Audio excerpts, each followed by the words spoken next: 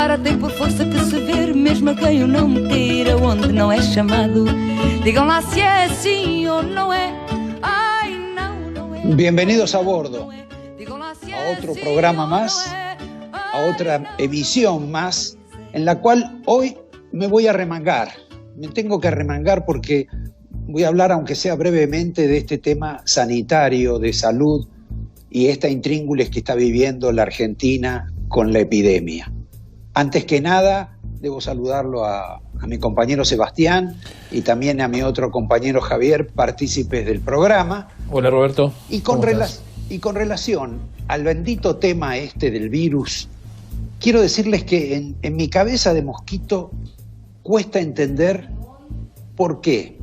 Cuando teníamos 300 casos infectados, nos obligaron a cerrar todo, a meternos adentro, a ponernos con trabas, cerraduras, candados. Nos dijeron que nos iban a poner a los mayores de edad o a los que estaban en situación de riesgo, que le iban a poner a alguien en la puerta. Y ahora que estamos casi en los 3.000 casos, se está discutiendo de qué forma se va a abrir. Yo creo que hubo una exagerada previsión sobre algunas cuestiones, demasiada cautela por esa legión de infectólogos, de especialistas, de médicos que nos inundaron de terror y que verdaderamente o afortunadamente ocurrió poco. Han ocurrido muchas desgracias con el tema de las muertes, pero verdaderamente en comparación con lo que ocurre en otro lado, realmente no ha sido así. Pero no alcanzo a entender esta contradicción que supongo que ustedes también deben compartir conmigo. Y me gustaría escuchar algún tipo de reflexión, no digo de arrepentimiento, pero sí de rectificación, explicándolo. Porque también nos dijeron, cuando empezó toda esta película, de que teníamos que tener cuidado con las camas de terapia intensiva, porque se iba a colapsar el sistema sanitario, se iba a colapsar en junio, se iba a colapsar en julio. Y hoy, que estamos cerca, a mediados de julio, la realidad es que las camas en situación de terapia intensiva y las camas en general están menos ocupadas que en cualquier otro invierno. Y gran parte de las que están ocupadas por otro tipo de patologías. En consecuencia, realmente, esto que nos ha planteado la administración, seguramente aconsejado por gente que sabe mucho más que nosotros, el pico que nos estuvieron anunciando que va a subir, y que llega con una cantidad de muertos, con otra cantidad de muertos, y ahora estamos presuntamente en el día del pico, y sin embargo estamos hablando de que el fin de semana próximo se comienzan a abrir las compuertas, siempre y cuando no suceda algún tipo de desgracia. Verdaderamente esto es singular, es crítico para el gobierno, pero es crítico también para parte de la oposición que ha participado de esto, quizá por ignorancia.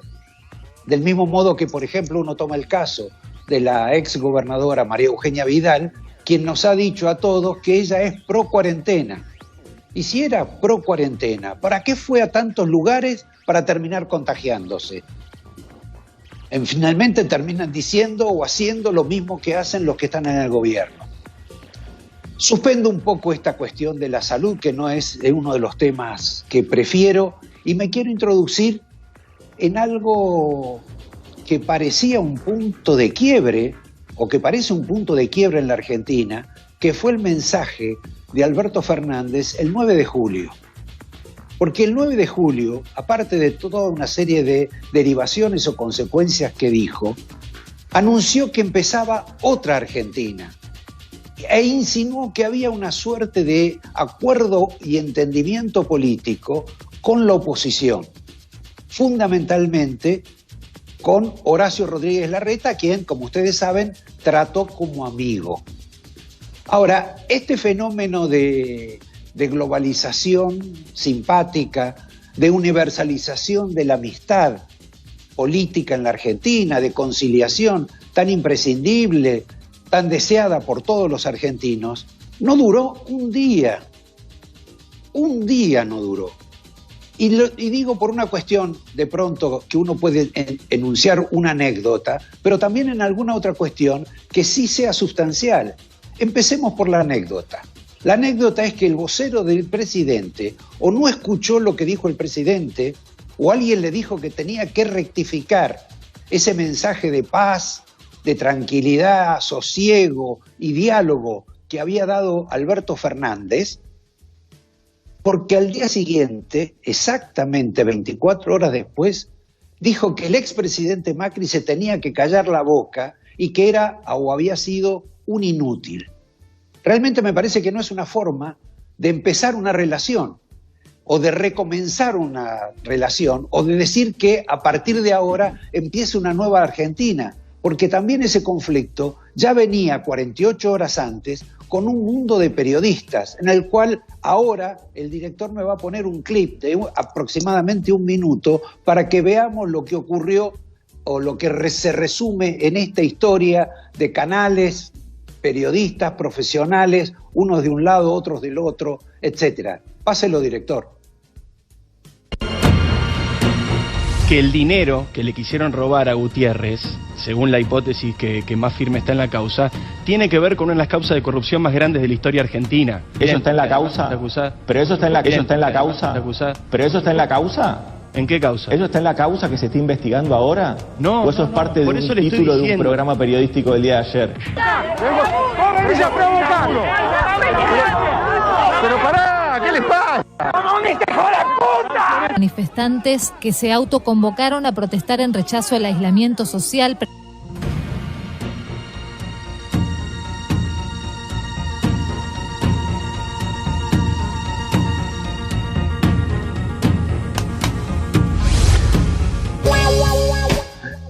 Yo había contado como anécdota el caso de Biondi, el portavoz del presidente, portavoz e íntimo, del cual luego creo que vamos a recordar la frase de la semana. Pero después hay una cuestión de tipo sustancial en la cual nadie tiene claridad. Porque, por ejemplo, entre las medidas que se anuncian, simplemente en términos generales, hablan de la posibilidad de realizar un nuevo blanqueo. Un blanqueo como el que hizo Cristina Fernández en su momento, como el que hizo Macri después, y en este caso esta exteriorización de capitales o de dinero no declarado en el exterior tropieza o choca con otra versión que se da también del oficialismo. Dicen que le van a poner un tercer impuesto, un tercer tributo a las grandes fortunas, bastante más significativo del que le aplican hasta ahora, para obviamente pensando en la pandemia. Pero ¿cómo se va a mandar una idea de un blanqueo para que la gente traiga la plata diciéndole al mismo tiempo que le van a aplicar un suplemento extra para quitarle mucho más de esa plata que va a declarar? Realmente resulta insólito, poco claro y poco eficiente el sistema de comunicación del presidente, que dentro de este cuadro de la nueva Argentina que propone, que más bien parece una especie de utopía, pero supongamos que va en esa dirección, implica varias reformas. No solo la reforma esta del blanqueo, una reforma previsional que va para largo, otra reforma judicial que seguramente irá también para largo, y por supuesto moratorias y créditos, que son lo que más inmediatamente se va a dar siempre que la moratoria tenga algún tipo de cuidado en el Congreso, ya que los radicales, que están dispuestos a acompañar casi todo, han empezado a sospechar de que hay una suerte de traje a medida en esa ley que beneficia a los amigos del poder actual. Pero ¿ustedes creen que puede haber reformas, se pueden producir cambios sin cambiar hombres? Bueno, a mí me parece que no, porque lo que está claro es que si Alberto Fernández habla de una nueva Argentina, habla de una nueva Argentina con otra gente que le dinamice la administración y que lo dinamice también a él mismo. ¿Quiénes pueden salir? Uno sabe que Duhalde, en una reunión de la cual Cristina Fernández nunca se va a olvidar y la tiene señalada en su memoria, y como ustedes saben, las mujeres tienen más memoria que los elefantes, la tiene bien clavada esa reunión, no tanto por lo que dijo Duhalde, porque Duhalde en general no lo respeta demasiado, pero sí a lo que aceptó Alberto Fernández en esa conversación, que duró 1 hora 40, con la presencia además de un funcionario del gobierno que fue José Ignacio de Mendiguren. Pero vamos al tema de los cambios. Si ustedes me preguntan, la mayor parte de la gente me dice que un señor que se llama Lanciani, que está a cargo de la Secretaría de Energía, no llega a fin de mes. Ese señor, un ingeniero nuclear, lo puso Cristina con el aval de Fernández, tuvo infinidad de desacuerdos, primero con algún dirigente político de su propia provincia, como es el caso de Rovira, fuerte discusión, y Rovira es importante porque dispone de muchos diputados. Hizo o amagó hacer un plan de desarrollo de todo el área de energía gigantesco en estos tiempos de pandemia, puso su mejor buena voluntad, pero además se peleó con Matías Culfas, que es un hombre del riñón de Alberto Fernández. En consecuencia ha llegado a un punto en el cual la situación de Lanciani es bastante, yo diría, endeble. ¿Quién puede reemplazarlo? Aníbal Fernández. Está en la cola, hace la lista, se propone además algo que también le dijo Duhalde a Fernández y que él de un modo u otro manifiesta. No hay nadie que ponga el cuerpo por Fernández, nadie, como él diría en la jerga quilmeña de su club preferido, nadie que pida la pelota, y él se propone para eso. Se propone para eso, en realidad se propone como jefe de gabinete. Pero ya ha dicho Alberto Fernández que el jefe de gabinete, Santiago Cafiero, es el alma mater de su gobierno. Es como era aquel muchacho que estaba de jefe de gabinete de Macri, para Macri. Es exactamente lo mismo. Quedan otros hombres dentro del gabinete de la posibilidad de un relanzamiento una vez que concluya la negociación de la deuda, si es que concluye, pero están más cerca en los números. Una vez que en alguna medida se alivie la pandemia, la posibilidad de relanzar la administración, el gobierno. Y bueno, dentro de ese esquema tampoco uno le ve demasiadas posibilidades de continuidad, a pesar de la amistad que tienen, a Felipe Solá como canciller, porque es público ya cómo se pelea Alberto Fernández con Felipe Solá. Pero lo más interesante de todo este proceso que se está dando es el acuerdo político que intentó diseñar Alberto Fernández el 9 de julio con los empresarios que invitó al festejo, a la celebración del Día de la Independencia. Los empresarios se fueron casi todos malhumorados, casi todos. Es como se sintieron usados, pero en realidad fueron los empresarios, estuvieron todos los gobernadores, quizá algún intendente, estuvo un dirigente de la CGT, el máximo representante, que es el caso de Daer.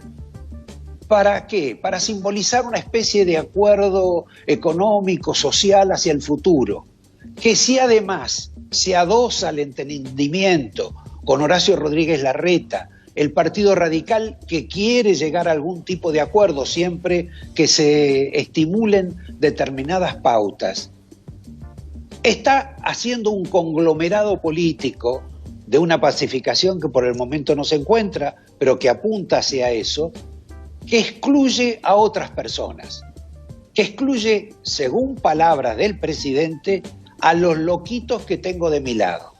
Insisto con esto, a los loquitos que tengo de mi lado. Y también excluye a los loquitos que tiene a su lado o cerca Horacio Rodríguez Larreta.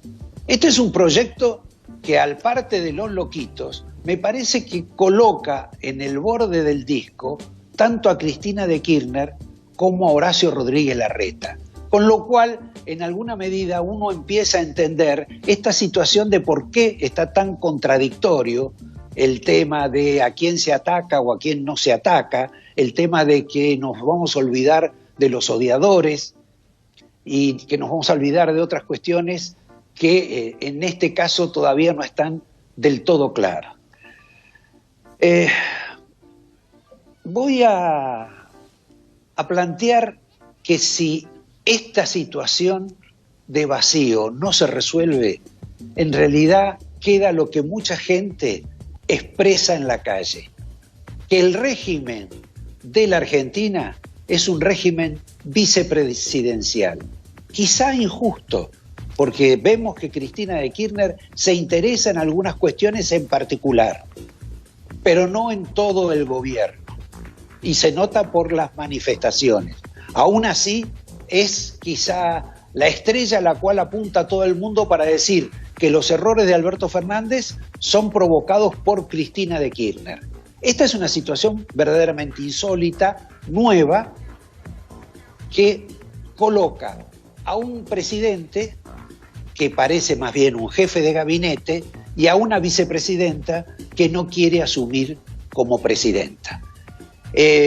Suspendemos este capítulo, vamos a pasar a algo mucho más cruel, si ustedes quieren, pero que tiene que ver con el episodio del asesinato, el crimen, de uno de los secretarios de Cristina de Kirchner. Uno de esos 3 secretarios que en alguna medida Cristina de Kirchner tuvo mucha mala suerte, porque gente que se hizo recontramillonaria gracias a estar cerca de ellos, de Néstor y de ella. Es importantísimo, más allá del juicio de los autores, de lo que fue, si fue un crimen político, que sabemos que no, si es un crimen extorsivo, lo que fuese, ver cómo va a ser la sucesión de los bienes del señor Gutiérrez. Este es un capítulo importantísimo. Y recordar además que el juez que más denostaba a Cristina y el juez que más alababa la oposición, que era el doctor Bonadío, fue quien en determinado momento decidió sobreseer al señor Fabián Gutiérrez por una causa de enriquecimiento ilícito. Y que eso fue confirmado además por los tribunales superiores. Hay que recordar esto, porque también uno tiene que recordar que también una fuerza superior, diferente, le dijo alguna vez a Fabián Gutiérrez que no podía circular más por el barrio de Las Cañitas con un auto alemán, obviamente blanco, que llamaba poderosamente la atención porque era el único que había en la Argentina por el costo de lo que era ese auto.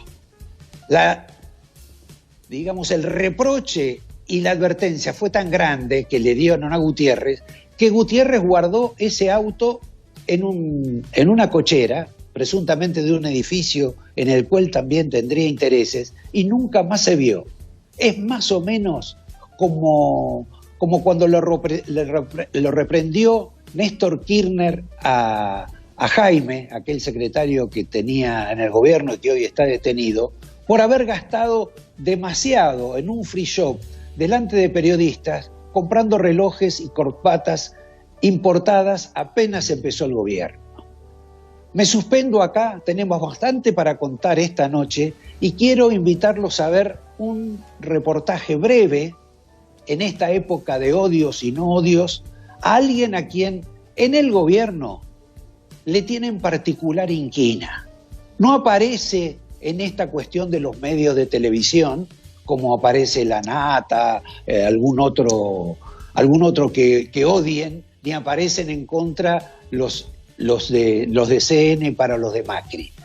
Es algo superior, es un editor, un columnista quizá de lo que más odia a Cristina, que es del Grupo Clarín. Vamos a hablar con él sobre el odio y la política. La entrevista es con Ricardo Roa. Ricardo, el otro día, el 9 de julio, Fernández aseguró que empezaba ese día una nueva Argentina.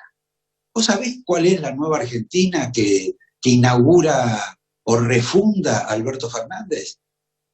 No, creo que no la sabemos ninguno, salvo él en todo caso, por lo que anuncia, aunque hay que tener prudencia con los anuncios de Fernández y con las palabras de Fernández, porque viene diciendo cosas fuertes hace ya unos cuantos días. También dijo que junto con López Obrador eran los que resistían y enarbolaban y encabezaban un cambio en la región, y unos días antes había planteado una cosa similar respecto de que iba a cambiar el capitalismo. Él precisamente que ha empezado su 8º mes de gestión sin plan económico. Ahora, justamente esa es una pregunta, un interrogante que se ha hecho mucha gente. Quienes conocían a Fernández de antes lo imaginaban un hombre, digamos, de centro, más bien conservador. Inclusive su carrera no es la de un señor de saco y corbata, y sus amigos también en ese plano ninguno fue demasiado revolucionario. Ahora se plantea como de un nostálgico del chavismo, por no hablar de Evo Morales o de Correa. ¿Cuál es el verdadero Alberto Fernández? Mira, yo también me hago esa pregunta. Creo que el verdadero Alberto Fernández está en los dos lados. Creo que se ha calzado un traje de progresista porque es el que mejor le va, en principio, dentro de la coalición que tiene con Cristina, y también creo que le gusta ese papel de ser un referente de la izquierda latinoamericana que nunca lo fue. Él siempre fue un operador, en realidad. Operador primero de Néstor Kirchner, después de Cristina, y después fue jefe de campaña, asesor, operador de Randazzo, de Massa. En realidad es la primera vez que él está... Sí, de algún intendente también. Y de algún intendente también. Hoy está a cargo, es el número 1, y se nota esa diferencia entre ser alguien que construye, opera, negocia para otro, un vicario de poder, y alguien que tiene que, en cambio, tomar las propias decisiones. Ahora voy a entrar a ese capítulo, pero antes, cuando él habla de otra Argentina y aparece rodeado por figuras que inclusive creo que debe ser la primera vez que las veo, en la segunda, con gobernadores, con algún intendente, con algún representante de la CGT, empresarios y cierta concertación con la oposición. Eso es como que está tratando de mostrar que es él solo el que está al frente, que no hay doble comando, o es simplemente una circunstancia. Mira, yo creo que la relación de él, inicial, política, fue dentro del peronismo con los gobernadores, claramente, representando lo que más representa fielmente, que es el peronismo porteño. Y sí, también en el PRO con el PRO porteño, que es con el que más ha convivido todos estos años, con Rodríguez Larreta.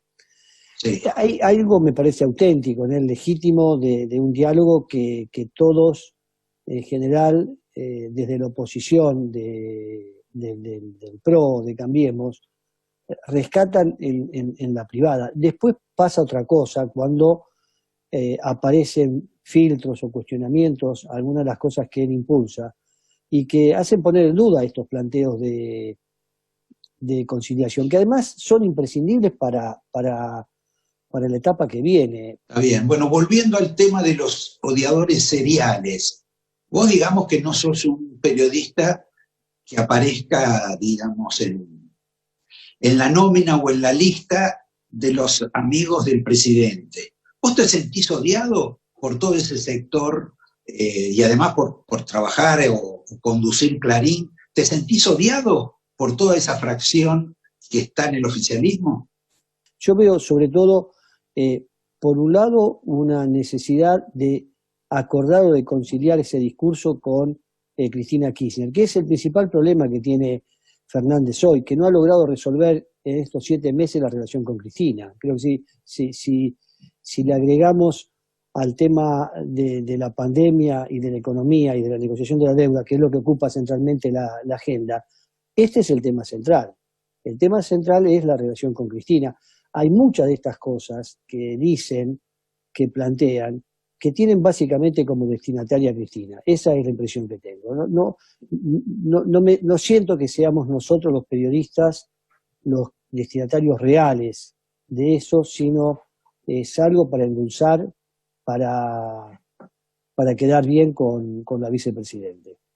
Ahora, no se le está echando demasiada culpa a Cristina, porque la participación de ella es una participación en todo caso subterránea, casi no habla, se interesa nada más que por algunas cuestiones tipo las judiciales, eventualmente algo de energía, pero inclusive el propio Fernández se plantea como el gran jefe, él ni siquiera la nombran, no extrañaba los tiempos de Cristina, extrañaba los tiempos de Néstor. Creo que yo coincido con vos, que en parte es así. Es Fernández el que retuitea contra Diego Leuco y el que además sale a decir las cosas que dice contra otros periodistas. Pero al mismo tiempo, la presencia de Cristina, que básicamente tiene su propia agenda y que es una agenda, como todos sabemos, judicial, incide como filtro, como veto de muchas decisiones que hace Fernández o que se propone hacer Fernández. Mirá, Jorge Liotti cuenta hoy en La Nación que en el Instituto Patria hay como un equipo destinado a mirar y a revisar e impugnar nombramientos del gobierno, nombramientos de Fernández. Y cuenta un caso puntual en Santa Fe. Esto existe, es decir, Vicentín, que es Fernández, es Cristina, es de los dos seguramente, pero me parece que no es solamente, Cristina tiene su agenda, que es una agenda de poder, Fernández tiene una agenda de gobierno, pero Cristina incide cada vez que ve necesario en las decisiones del gobierno. Esa me parece que es la mejor manera de hacer un balance de estos 7 meses. Estos 7 meses, este gobierno, este cristinismo, este fernandismo o albertismo, ¿en qué te defrauda? Bueno, en realidad yo no esperaba demasiado esta etapa. Ahora, ¿qué dejan estos 7 meses objetivamente? Dejan como resultado, creo, fundamental para la gestión de Fernández, un bajo nivel de muertos en la pandemia. Creo que esto es lo que más él hoy puede mostrar como resultado. Es cierto que la pandemia ocupa de estos 8 meses que va a empezar la mitad de su mandato, pero es muy poco si se tiene en cuenta que no pudo avanzar, no pudo cerrar en el tema de la deuda y sigue teniendo también tantas frentes abiertos en otras áreas que hoy de lo que más se habla es de una posible renovación o reconstitución del gabinete. Bueno, justamente sobre eso te quería preguntar. ¿Vos estás viendo que va a haber cambio de personajes? Hay críticas desde el Instituto Patria y cruzadas también desde el lado del masismo. Si uno mira hoy la cantidad de gente que está reclamando algunos cambios, creo que es posible que una vez finalizada esta etapa de la pandemia, o por lo menos sí, en el aspecto central de la cuarentena, se planteen algunos cambios en el gobierno. Y tiene además otras cosas que también hacen ruido, como es la situación en el tema, estaba pensando que vos te referías a Cristina, que es la incidencia que tiene la defensa de la provincia de Buenos Aires, en particular la presencia de Bernie.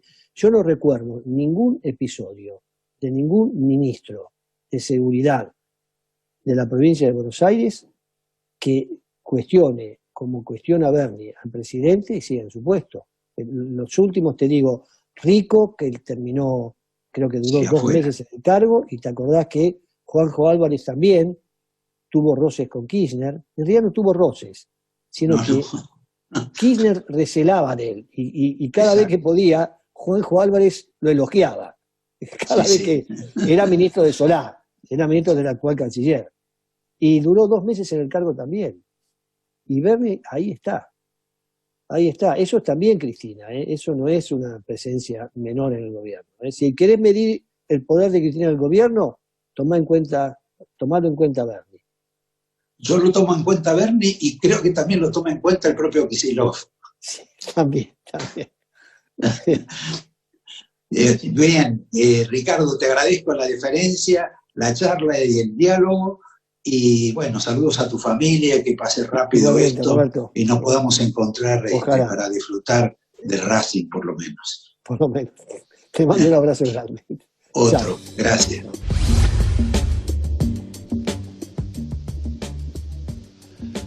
Me vas a decir, Sebastián, que te resultó interesante, ¿verdad?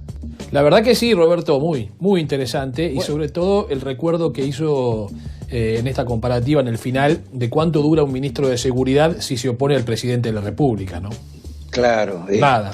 Hablando de eso y que vos sos del palo este de bonaerense, el otro día hubo una reunión de Bernie con unos intendentes y uno le dijo que lo felicitaba porque le parecía que era el rico de Rucauf. Sí. Y a lo que Bernie le respondió, le dijo, no, yo quiero ser el Rucauf de Cristina. Claro. Y a mí Rico me dijo... Vos no mirés para otro lado. No, te decía que a mí Rico me dijo confirme que si vas Bernie a no dar era la rico. primicia sobre el libro. Sí, claro, ya está terminado el libro de Alberto Fernández. El libro que habla sobre la justicia. Vos avanzás sin que yo te autorice. Esto no es un programa democrático. Este es un programa de un dictador. Yo quería generar suspenso sobre ese libro de Alberto Fernández. No, en un ratito te cuento detalles. En un ratito te cuento, si querés, detalles de qué va a tratar el libro, qué capítulos tiene preparado Alberto Fernández. El libro está terminado al momento que decida Fernández publicarlo, pero lo que sí es seguro, Roberto, va a ser este año. Y si querés, en un ratito te cuento algún detalle de algún capítulo preparado por allí. Bueno, y después me vas a dar el nombre de la persona que en alguna medida lo acompaña. Sí. Yo, mientras tanto, voy a hacer una referencia a las personas que lo aconsejan a Alberto Fernández a hablar sobre determinados temas, sobre todo a los que son voceros, le explican y permiten que, por ejemplo, Alberto Fernández el otro día diga, no puede ser que nosotros sigamos produciendo granos para que lo coman los animales. Porque en general, como ustedes saben y casi todo el mundo sabe, en China gran parte de los granos de la Argentina son consumidos para otros animales que luego consumen los propios chinos. Ahora, esto ocurre hace más de 20 años.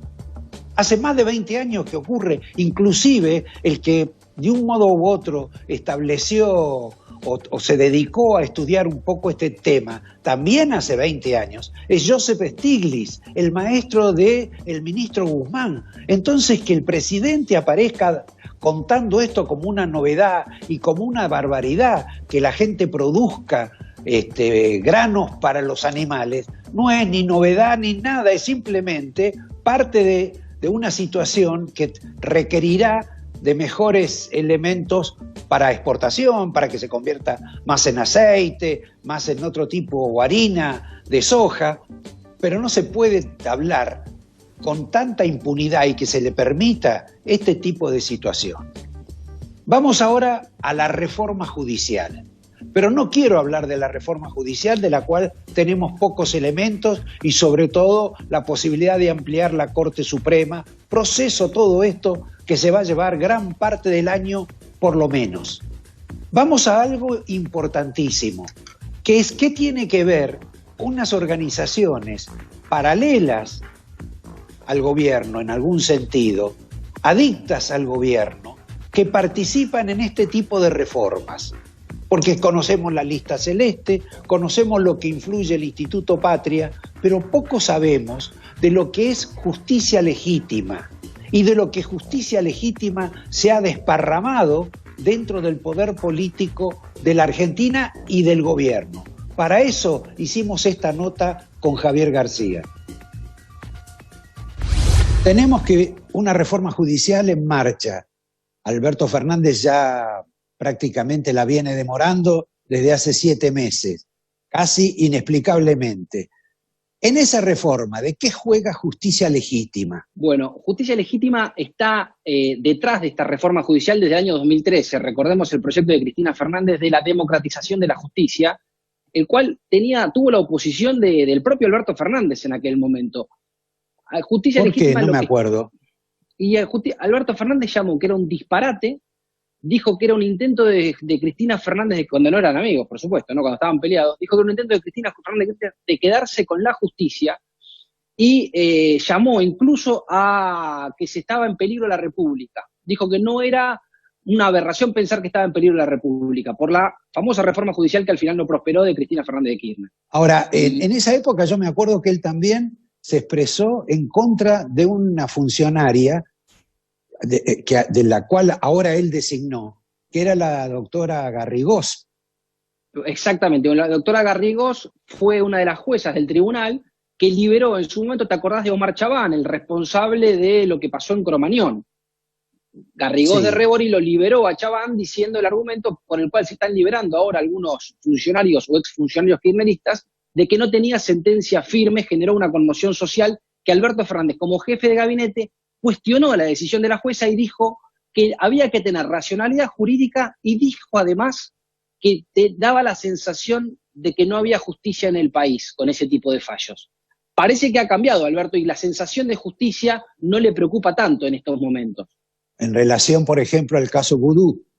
Al caso Vudú, al caso Báez, pareciera ser que esa sensación de justicia de la que hablaba como abogado también, porque él siempre habla como abogado y profesor universitario, de la que hablaba en ese momento, ahora no le preocupa demasiado. Pero va en consonancia con este cambio que tiene incluso con Justicia Legítima, porque no solo antes los combatía, sino que ahora los premia, dándole no solo cargos judiciales, sino que los nombró dentro del Poder Ejecutivo en cargos ejecutivos a miembros de la agrupación. Por ejemplo, el titular de la Oficina Anticorrupción, Félix Cruz, es un miembro de nota de Justicia Legítima. El titular de la UIF, que no se presentó a la audiencia de liberación de Lázaro Báez. Cristina Camaño, al frente de la AFI. La propia Garrigós de Rebori, al frente del servicio penitenciario, y el administrador de los fondos de la justicia, Claudio Cholaquian. Todos miembros de Justicia Legítima que están incursionando en cargos dentro del Poder Ejecutivo. Esto es como un grupo, como una asociación que le ha servido de trampolín para acceder al poder. Pareciera que sí, porque aparte están creciendo muchísimo, si bien sufrieron durante los 4 años del macrismo. Esto es como si fuese un grupo de árbitros de fútbol que se agrupan y deciden luchar por una transparencia o por una democratización del fútbol argentino, pero se declaran hinchas de Boca en el medio. Y no sería la figura más simpática porque ellos se declaran kirchneristas, peronistas, y después en sus decisiones es como que cobran muchos penales a favor de Boca, para seguir con el ejemplo futbolero. Para hacer un repaso y que la gente se ubique, dame algunos fallos o decisiones, no sé, 4, 5, o si tenés 100, dame los 100. Hay un montón, y la red es brutal de fallos en donde han participado o tuvieron participación fiscales dame o jueces nombres. Bueno, te puedo contar la liberación de Lázaro Báez, donde los 2 fiscales de Justicia Legítima permitieron y no apelaron la liberación de Lázaro Báez, la liberación de Amado Vudú, jueces y fiscales, la causa Otesur y los sauces, hubo una modificación en diciembre del tribunal, cambiaron un miembro que es de Justicia Legítima, con lo cual ahora tiene mayoría Justicia Legítima en una causa sensible al poder, el abandono de la querella de la Oficina Anticorrupción a las causas Otesur, que estaba Félix Cruz, diciendo que no van a querellar más a la presidenta Cristina Fernández, a la vicepresidenta Cristina Fernández de Kirchner. Hay varios, todas las suspensiones de las decisiones de Macri. Hubo gente de Justicia Legítima, el archivo de la denuncia de Nisman, jueces y fiscales de Justicia Legítima, el nombramiento de un fiscal como coordinador de la causa AMIA de Justicia Legítima. Son muchísimos los casos. Es más, creo que si no hay un caso que se te ocurra o que se te venga a la cabeza en donde se falló a favor del gobierno o en contra de la administración anterior, en donde no haya participado un miembro de Justicia Legítima. Viste, Sebastián, que Javier me parece que tiene ya un libro para escribir sobre Justicia Legítima. Sí. Pero contame vos de este libro de Alberto Fernández y con quién lo escribe. A ver, uno de los colaboradores muy cercanos de Alberto Fernández a la hora de la escritura de este libro, que repito, está terminado a la fecha o a la espera de la fecha en la cual el presidente decida que se publique, va a ser este año sin lugar a dudas, es un hombre muy, muy cercano a Axel Kicillof. Es el actual secretario general de la Gobernación, Federico Tea, que viene trabajando hace mucho tiempo en este libro con Alberto Fernández, incluso antes de que Alberto Fernández sea electo presidente de la República, con lo cual es un proyecto que tenía... Sí. ¿Tea no es el que estuvo en el gobierno con Kicillof, el que estaba a cargo de las cuestiones legales? Legales, claro, es el cerebro legal de Kicillof, si vos querés por llamarlo de alguna forma. Hoy es el secretario general de la Gobernación, a cargo también tiene la Secretaría Legal y Técnica del gobierno de la provincia de Buenos Aires, y viene trabajando con Alberto Fernández en este libro hace mucho tiempo. Y uno de los capítulos, sin lugar a duda, incluso tomado de cuando Tea era rector de la Universidad de José C. Paz, en un trabajo que hicieron desde la Facultad de Derecho de esa universidad en el conurbano bonaerense, es una fuerte crítica que Alberto Fernández hace en función de un informe que elaboró en aquel momento Federico Tea sobre el funcionamiento, Roberto, del Consejo de la Magistratura. Y por allí hay una pista de lo que piensa Alberto Fernández. No sabemos si será o no intención de incluirse de alguna forma este mecanismo en lo que piensan renovar en la justicia o modificar en el ámbito judicial, que hace un cuestionamiento a la hora de la selección de los jueces, sobre todo del momento en que los jueces son, a la hora de ser elegidos, entrevistados por los consejeros de la magistratura. Dice ese informe, que Alberto Fernández toma y que seguramente tiene su réplica en el libro, que el 70% de los casos en donde los posibles jueces eran entrevistados por los consejeros, se modificó el orden del mérito para después ser justamente ubicados en las ternas que decide el Poder Ejecutivo Nacional. Ya te adelanto... Bueno, eso ha ocurrido en varios gobiernos. Sí, claro. En el de Macri, en el de Cristina, en el de Néstor, en casi todos. Finalmente, también Alberto ha escrito otros libros, ha colaborado con algunos otros libros. Veamos después cómo viene. Yo, mientras tanto, te anuncio otro libro, que es el libro de Martín Redrado, que se va a llamar Argentina Primero, que sale ya, y sale previendo lo que va a ocurrir en la Argentina después de la pandemia. Es un dato bastante importante porque el nombre de Redrado, viste, gira mucho, es una suerte de satélite, y además cada tanto me parece que rodea o está cerca del mundo de Alberto Fernández. Suspendemos acá, discúlpame que te apure o te apremie, pero vamos a presentar otra entrevista. Este programa está lleno de entrevistas con quien ha sido el responsable del tema de seguridad de la provincia de Buenos Aires en el gobierno anterior.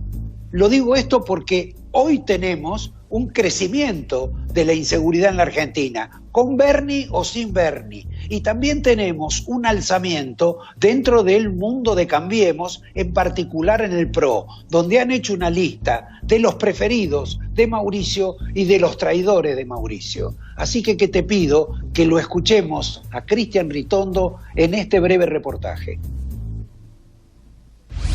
Cristian, ¿cómo estás? Quería saber cómo se vive ahora sin un jefe, sin conducción, desde que explotó esta situación nueva con Mauricio Macri en algún sentido. No, a ver, tenemos jefatura política, sin duda los liderazgos de Mauricio, de María Eugenia y de Horacio son fuertes en el PRO. Yo vengo trabajando con María Eugenia desde los últimos 4 años, pero anteriormente ella era la presidenta de la legislatura por ser vicejefa de gobierno y yo el vicepresidente, así que tengo una relación y no tomo decisiones propias. Yo soy presidente de un cuerpo colegiado como es el bloque de diputados nacionales del PRO. Hubo una crisis con Patricia Bullrich bastante importante y significativa. Mira, nosotros la verdad que creemos que la unidad del PRO y de Juntos por el Cambio se da en la diversidad, en el debate, no en la hegemonía de un sector ni en el pensamiento único, tampoco bajo ningún liderazgo mesiánico, sino es un equipo de dirigentes que del partido conforman la coalición. En el entorno de Mauricio dicen que ya construyó una suerte de lista entre los que son los preferidos y los que podrían ser, digamos, los insubordinados, o si se tratara del peronismo, lo que podrían ser los traidores. Y esta lista es bastante o medianamente pública, lo que no sé dónde ubicarte a vos dentro de ese esquema. Mirá, yo soy claro en esto, la realidad de hoy es pensar en el futuro y cómo salimos de esto, porque creo que la Argentina tiene un problema grave y muy grave en lo económico que va a dejar la pandemia, y yo creo que tenemos que trabajar para estar muy cerca del comerciante para que vuelva a abrir, para mantener y sostener el trabajo formal, para las pymes, para cuando los chicos vuelvan a las escuelas y a los colegios, no haya una diferencia tanto en aquel que tiene posibilidad de ir a una escuela de gestión privada como la pública. Me parece que hay que trabajar en todas estas cosas, Roberto, y me parece que quienes piensan y especulan políticamente entran en una miseria que hoy, de un lado o del otro, que hoy no podemos entrar. Escúchame, te cambio de tema. ¿Qué es lo que cambió en materia de seguridad en la provincia de Buenos Aires con la llegada de Bernie? Yo creo que todavía no se puede evaluar, está en un tema que casi empezó a gestionar con pandemia, ni terminado el operativo Sol, el cual habíamos dejado armado, y lógicamente en algo que hay que prestarle atención, pero yo ya se lo escuché decir a él, es que la crisis económica y social va a hacer que el delito aumente después de la pandemia en la provincia de Buenos Aires, para eso tiene que estar atento, pero yo creo que hay que tener cuidado con el delito, porque va a ir en aumento y espero que no sea violento. Hoy hay casos violentos y eso es mucho peor todavía. Bernie decía que estaba viendo muchos casos de gente que anteriormente no tenía antecedentes en el delito, o sea que el promedio de detenidos que uno tiene, en los cuales tienen antecedentes y no tienen antecedentes, había crecido el que no tienen antecedentes, y esto sin duda se puede vincular a la falta de trabajo, de changa, a la posibilidad. Esto no quiere decir ni estigmatizar que el pobre robe. Lo que es cierto es que en situaciones muy precarias, donde no tienen otra solución, tal vez el hurto o el robo sea una cuestión que aumente desde ahí y que sea la primera vez que lo hagan, porque no hay otra posibilidad, pero igual es malo y hay que prevenirlo y el Estado tiene que estar más activo. Ahora, si uno, por ejemplo, lo escucha a Mario Ille diciendo que la semana que viene o la otra viene el gran estallido social, a pesar de ser él un hombre del oficialismo, ¿esto es parte de una, digamos, de una forma de meterle miedo a la sociedad, de preocuparla, o verdaderamente una inquietud que la manifiestan estos personajes? A ver, yo creo que no es tan así, pero que creo que tenemos que trabajar para que esto no suceda. Lo que no pueden ser es los dirigentes, los intendentes, ser anunciadores de lo que va a pasar y no hacer nada.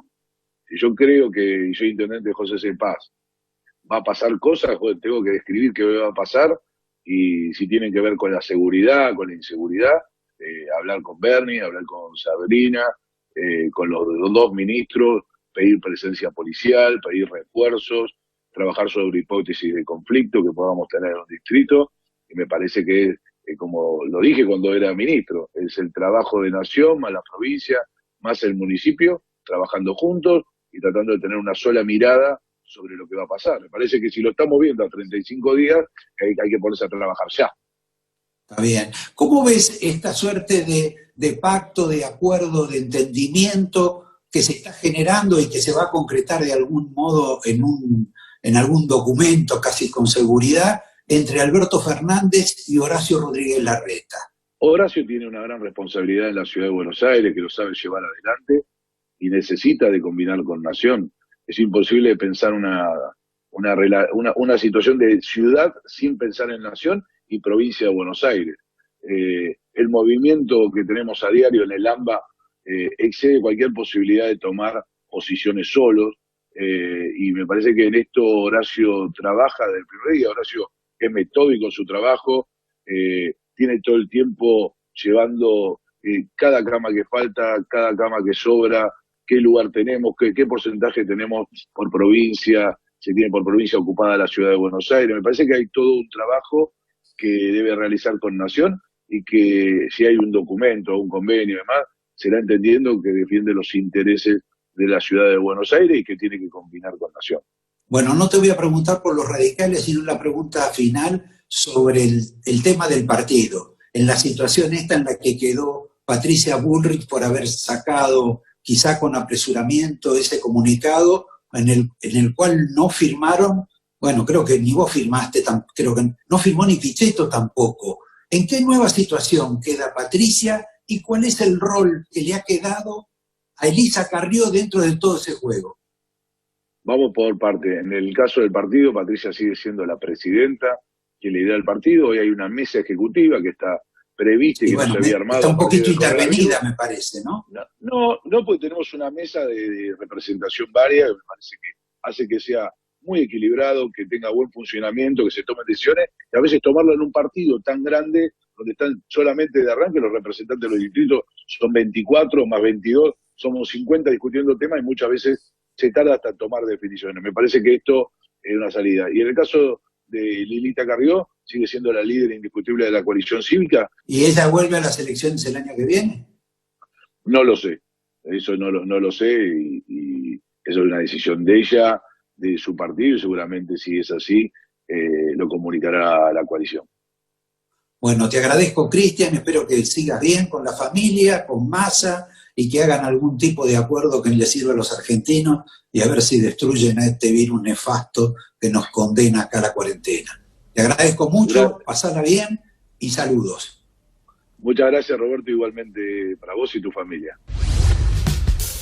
Bueno, muy bien, después de Cristian Ritondo hacemos una pausa. A la vuelta, antes del final, el consultorio del doctor Guala. ¿Cómo va a ser la vida de los argentinos a partir del próximo sábado? También te contamos cuánta plata le queda a los municipios en esta pandemia, en esta cuarentena, en los tiempos que vienen. Y mucho más, ya venimos.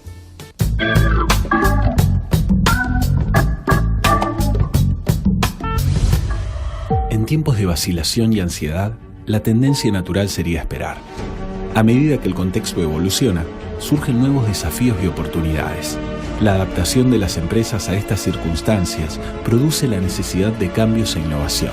Por eso, Adrián Mercado te acerca a Subastas Online, el espacio virtual en el que vendedores y compradores optimizan distancias y tiempos. Renová y comprá activos con el especialista. Conectate con Adrián Mercado Subastas Online. ¿Qué cachamay elegiste para terminar el día? Cachamay, un saludable momento. Cachamay, estar separados también es estar juntos. El campus virtual de UTEDIC moderniza la capacitación y federaliza las oportunidades educativas. Esta plataforma virtual dedicada a la formación solo requiere que él o la afiliada cuenten con un dispositivo con internet y ganas de adquirir nuevas herramientas para enfrentar un mercado laboral cada día más exigente. No importa dónde te encuentres, importa a dónde querés llegar. UTEDIC, compromiso con los trabajadores. En Macro vos elegís. Nosotros estamos cerca. Te ofrecemos productos que se adaptan a lo que necesitas. Préstamos personales, adelanto de sueldos y haberes, créditos para autónomos y monotributistas, alternativas de financiación para tu empresa y comercio. Conoce más en macro.com.ar. Macro, cerca siempre. El campus, donde conectás lo académico con lo profesional, donde aprendés haciendo, donde creás tu red de contactos, donde lográs tus aspiraciones profesionales. No importa dónde estés, el campus, presencial o virtual, es tu lugar y está a tu alcance. El campus es UAD. Descubrilo y convertite en lo que querés ser.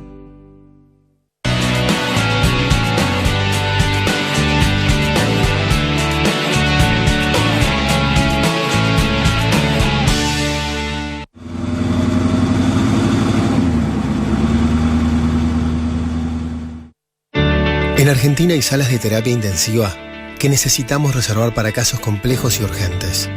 Nuestros médicos y enfermeras trabajan 24 horas pensando en vos, en tus hijos y en tus padres. Cuidemos a nuestras médicas, enfermeros, nuestros mayores y nuestros hospitales quedándonos en casa. Es un mensaje de Pervinox, el antiséptico más utilizado en todos los hospitales de nuestro país. Llega el Comfort Sale a Divanlito. Aprovecha hasta un 40% off y 18 cuotas sin interés en nuestra exclusiva colección de sillones de relax a precios verdaderamente increíbles. Nunca existió un sale que te dé tanto confort. Compra online en divanlito.com.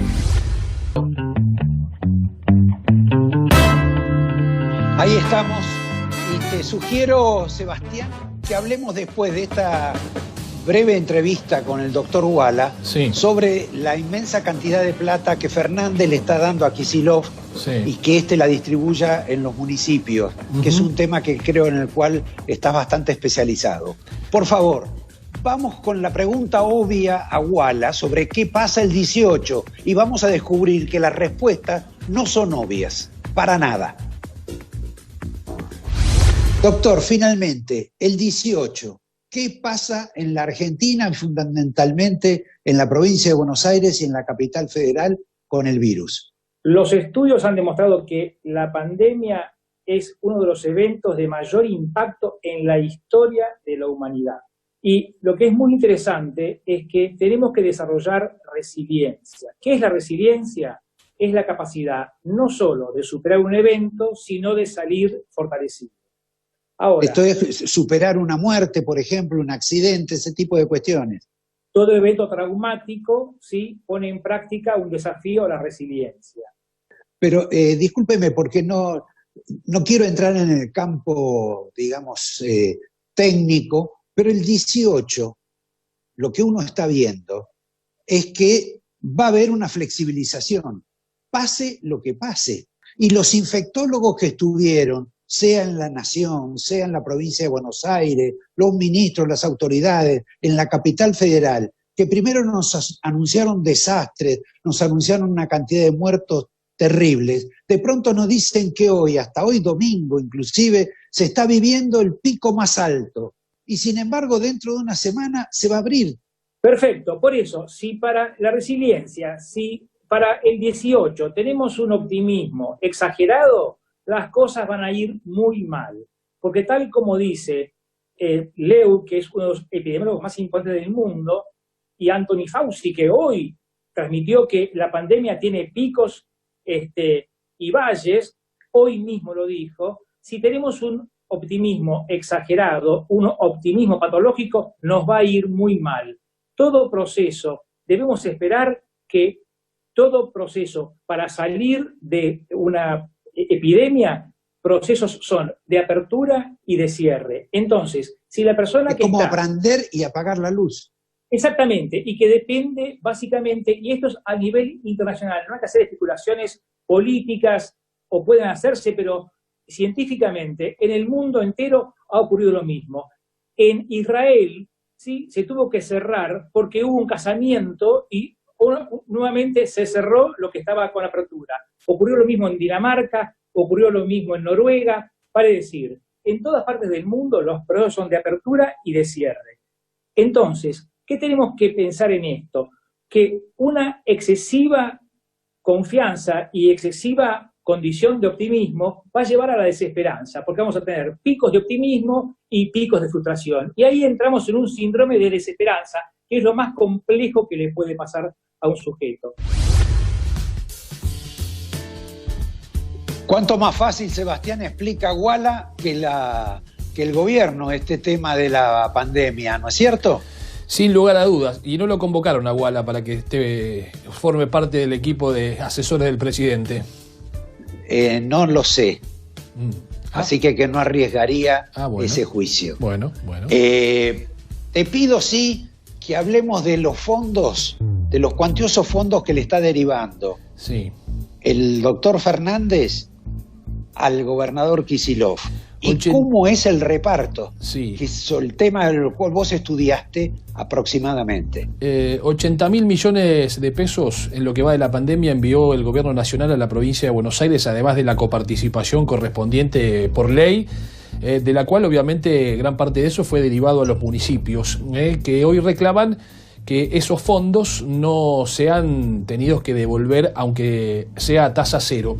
Cuando comenzó la pandemia, Roberto, aquí en el programa mostramos cuánta plata tenían aproximadamente los municipios en sus plazos fijos. Y hoy tenemos también los datos de lo que actualmente tienen gran parte de esos municipios en sus plazos fijos para afrontar los tiempos que vienen. Hay un comparativo. Allí vemos en algunas comunas la plata bajó, como en el caso de La Matanza. San Isidro elevó, San Miguel elevó su cifra, Loma de Zamora elevó, Ituzaingó tiene un poco menos, Almirante Brown tiene un poco más de lo que tenía en el comienzo de la pandemia, Esteban Echeverría exactamente un poco menos de lo que tenía al comienzo, y Lanús también tiene algo menos de lo que poseía en aquel entonces. Es cierto que estos números hablan de plazos fijos en los bancos, específicamente en uno de ellos, que hay gastos corrientes que han aumentado, los recursos han caído, que gran parte de eso fue solventado por los envíos del gobierno de la provincia de Buenos Aires, pero consultando a los secretarios de Hacienda, todos me coincidieron con lo mismo. Si no hubiera estado el reparto de fondos de la nación, primero a la provincia y la provincia a los municipios, el déficit de todos ellos hubiera sido alarmante y hoy ni siquiera se pudieran estar pagando los sueldos, cosa que afortunadamente para los trabajadores municipales no sucede. Bueno, pero vos acá deslizaste una situación que parece una viveza de Kicillof. Él recibe la plata de Fernández, no la devuelve, le presta algo de esa plata o le cede plata a los municipios, pero obliga a que los municipios después se la devuelvan. Un porcentaje a tasa cero. Y esta es una discusión que está allí planteada, sobre todo quienes alzaron la voz fueron los intendentes de Juntos por el Cambio, y que incluso, cuidado, porque esa protesta puede trabar alguna negociación futura en la legislatura sobre cargos y también sobre el endeudamiento que necesita la provincia en moneda extranjera, que debe ser renovado y reaprobado, y todavía está en veremos. Bueno, te sugiero que completemos parte de este programa con la frase de la semana, que se la pedimos para que la eligiera Javier, y es la siguiente. Hubo varias frases, Javier, para la historia o el manual de algunas cosas, de las tonterías, por ejemplo. ¿Vos cuál elegiste? Mira, la frase de la semana me pareció la del vocero presidencial Biondi, cuando llamó a silencio a Mauricio Macri y lo trató de inútil. Y esto en el marco de una campaña del propio oficialismo llamando odiadores a los de la oposición. 24 horas después de que Alberto Fernández dijo eso. Exactamente, y no solo también, y la paradoja de odiadores odiando, y también la paradoja de que un vocero presidencial pida silencio. El oficialismo por ahora no se ha pronunciado sobre estas declaraciones de odio del vocero presidencial. Por ahí porque consideran que el vocero presidencial es un hombre clave en las cercanías de Alberto Fernández. Sobre ese tema seguramente vamos a avanzar en los próximos programas o avanzará otra gente. ¿Te parece? Perfecto, me parece perfecto.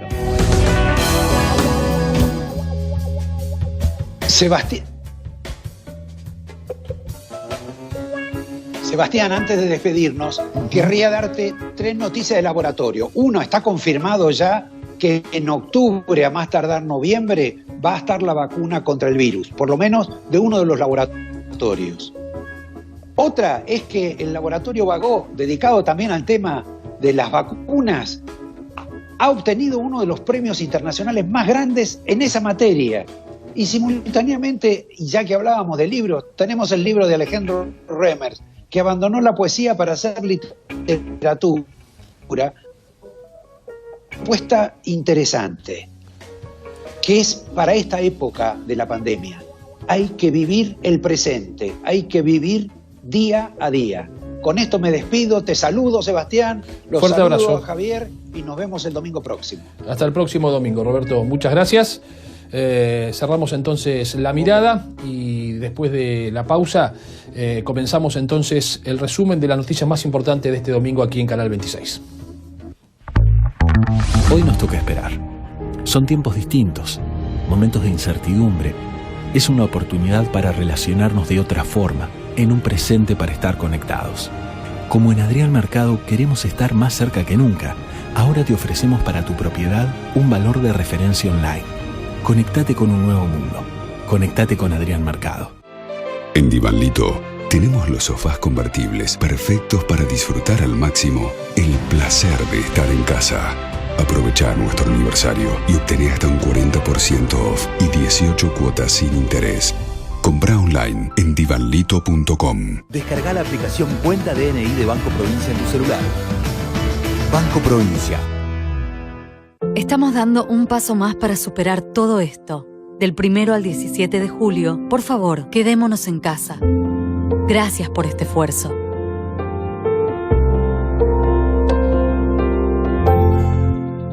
Creamos un centro de aislamiento para recibir 500 pacientes con patologías leves o asintomáticos. Implementamos un nuevo servicio de telemedicina para brindar asistencia médica virtual a casos sospechosos de COVID-19 y a pacientes con enfermedades crónicas, adicciones y salud mental. Cada uno desde su lugar, con el corazón puesto en Tigre.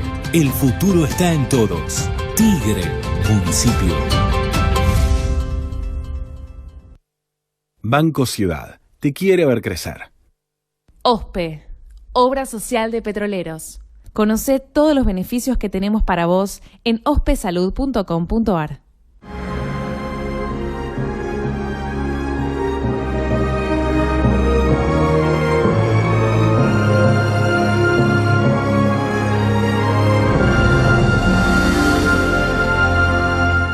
Grupo Petersen, desde 1920, construyendo el país.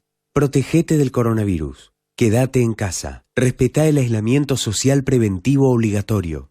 Si tenés que salir a hacer compras, mantené la distancia preventiva. Ante cualquier duda, comunicate al 147, al 107 o por WhatsApp al 11 50 50 0147. Legislatura de la Ciudad Autónoma de Buenos Aires.